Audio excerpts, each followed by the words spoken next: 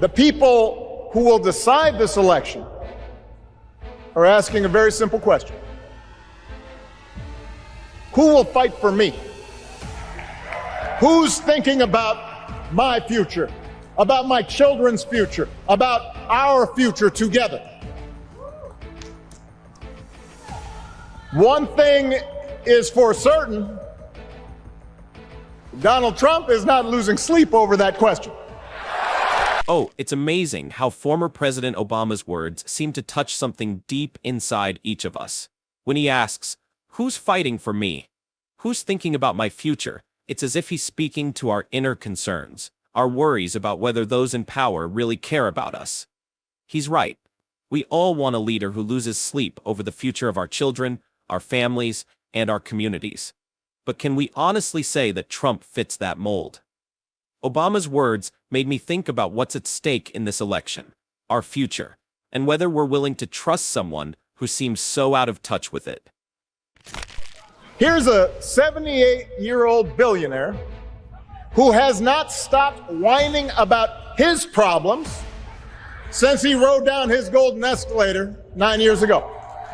It has been a constant stream of gripes and grievances that's actually been getting worse now that he's afraid of losing to Kamala.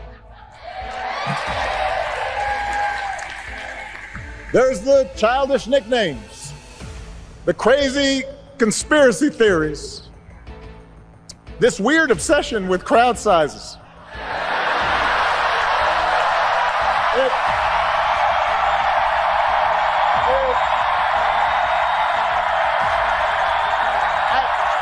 It just goes on. Ha! Obama's criticism here is sharp and laced with both humor and frustration.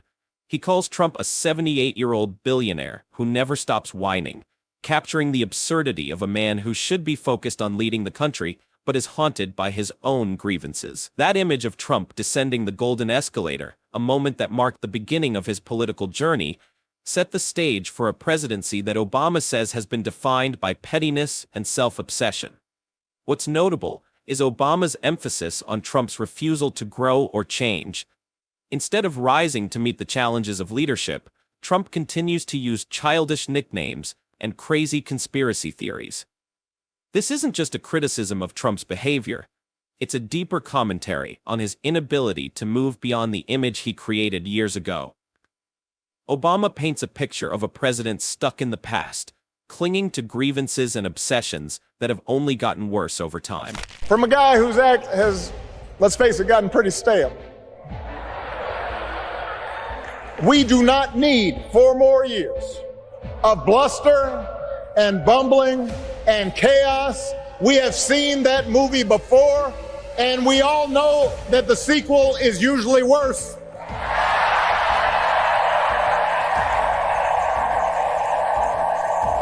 America's ready for a new chapter. America's ready for a better story. We are ready for a President Kamala Harris. Then Obama spoke of Trump's actions as getting pretty stale, and I couldn't help but nod in agreement. It felt like we were stuck watching the same chaotic show over and over again, a show rife with bombast, clumsiness, and nonsense.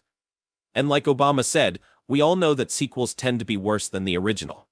Honestly, do we really want to keep watching the same tired show for another 4 years?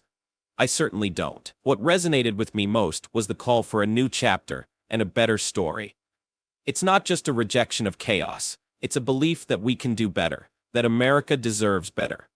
Obama made it clear that Kamala Harris represents that better story, a new chapter where leadership is not defined by chaos, but by progress and unity.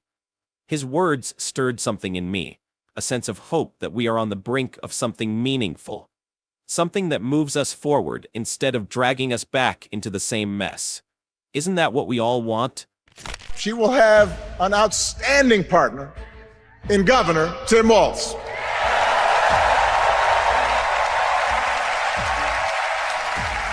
Let me tell you something. Let me tell you something. I love this guy. Tim is the kind of person who should be in politics. born in a small town, served his country, taught kids, coached football, took care of his neighbors. He knows who he is, and he knows what's important. You can tell those flannel shirts he wears don't come from some political consultant. They come from his closet, and they have been through some stuff. You can see the way Obama talks about Governor Tim Walz. It's the warmth and respect he has for him. "I love this guy," Obama says, and it feels genuine. He's not just praising a politician, he's celebrating a person who embodies the values we all admire. Born in a small town, served his country, taught kids, coached football. These aren't just bullet points on a resume. They're reflections of a life lived with integrity and purpose. And those flannel shirts? Obama makes a point of highlighting that they aren't a political prop. They come from Walz's closet. It's such a simple detail, but it says so much about who Walz is. He's someone who's been through the ups and downs of life, just like the rest of us. He's grounded, real, and that's exactly the kind of leadership we need right now. On healthcare, we should all be proud of the enormous progress that we've made through the Affordable Care Act, providing millions of people access to affordable coverage, protecting millions more from unscrupulous insurance practices. I noticed, by the way, that since it's become popular, they don't call it. Then Obama made a sly remark about how they stopped calling it Obamacare after it became popular, which made me laugh. It was a perfect comment. I remember when the term Obamacare was used as an insult, a way to diminish his legacy.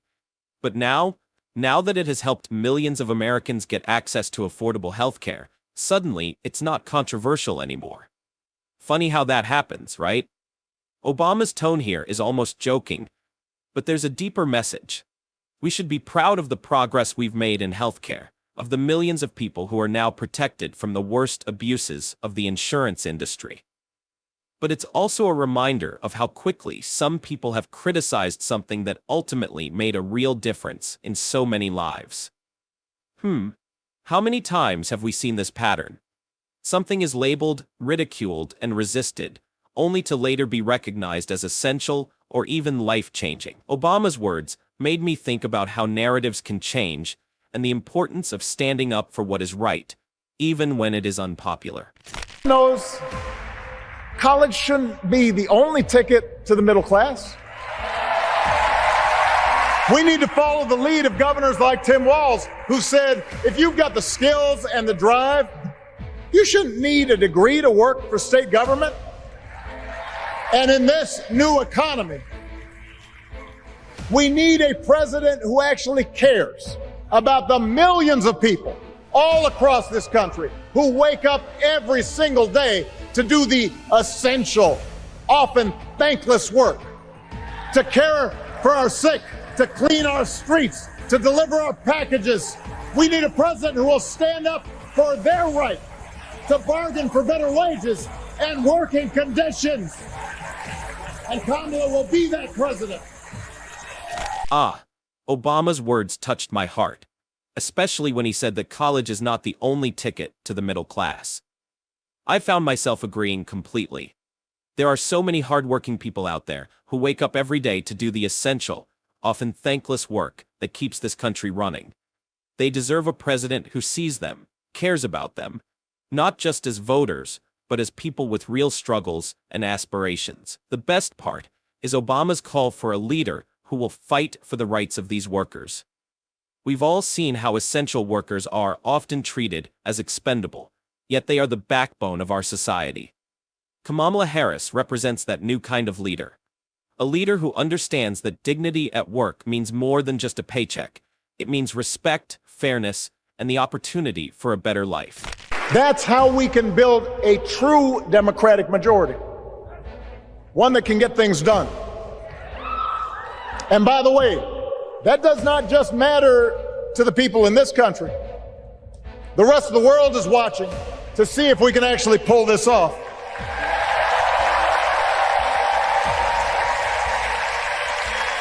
No nation, no society has ever tried to build a democracy as big and as diverse as ours before. One that includes people that over decades have come from every corner of the globe. One where our allegiances and our community are defined not by race or blood, but by a common creed. Next, Obama talked about America's role as a global leader. Yes, he's right. The rest of the world is watching, waiting to see if we can actually pull off this incredible experiment in democracy.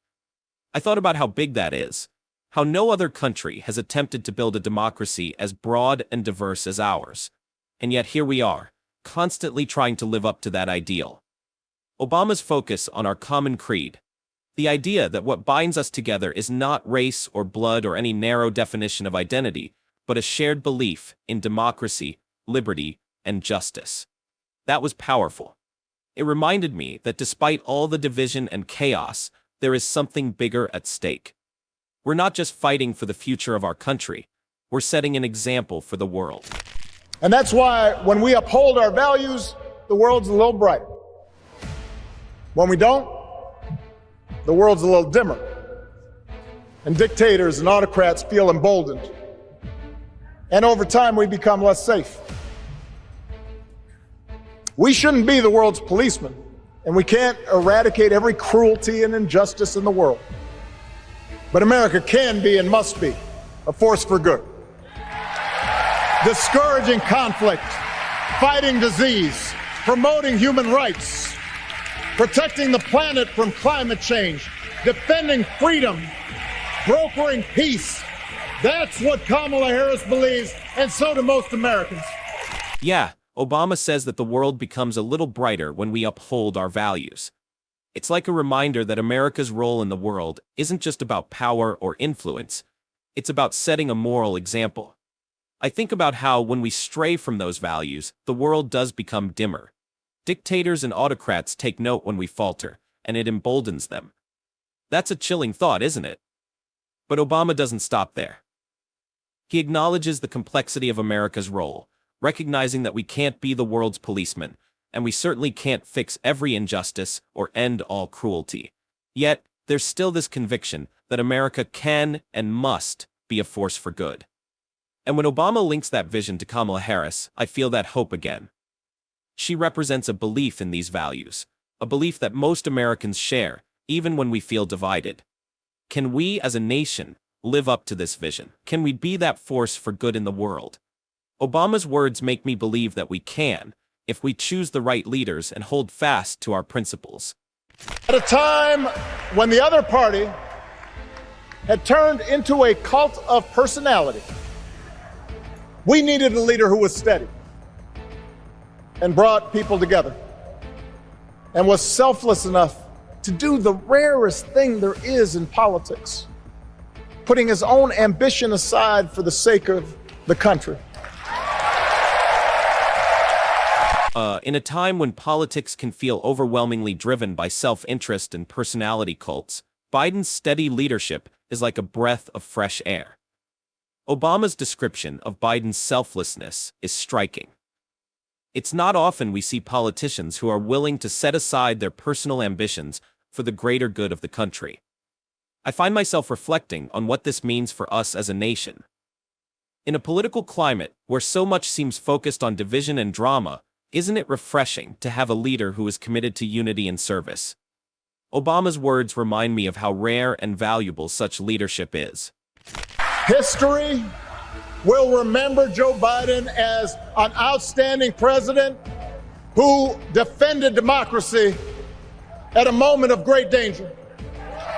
And I am proud to call him my president, but I am even prouder to call him my friend. Finally, Obama said, "History will remember Joe Biden as a great president who defended democracy. It is hard not to feel proud and admired." It is touching to hear Obama, who has also left a significant mark on history, speak of Biden in this way.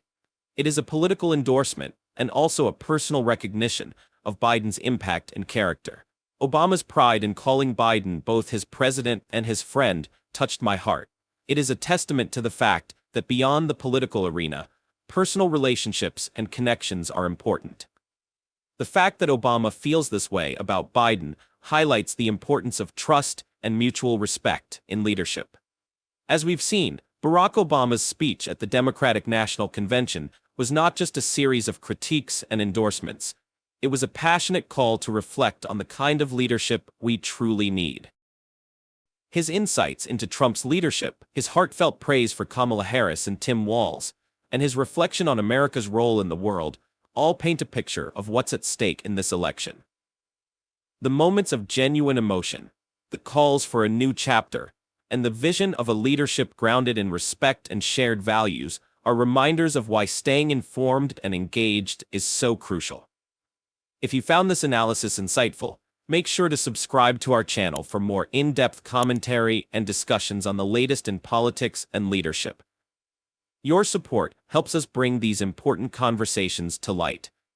Let's follow our channel for more updates, and let's continue exploring these critical issues together.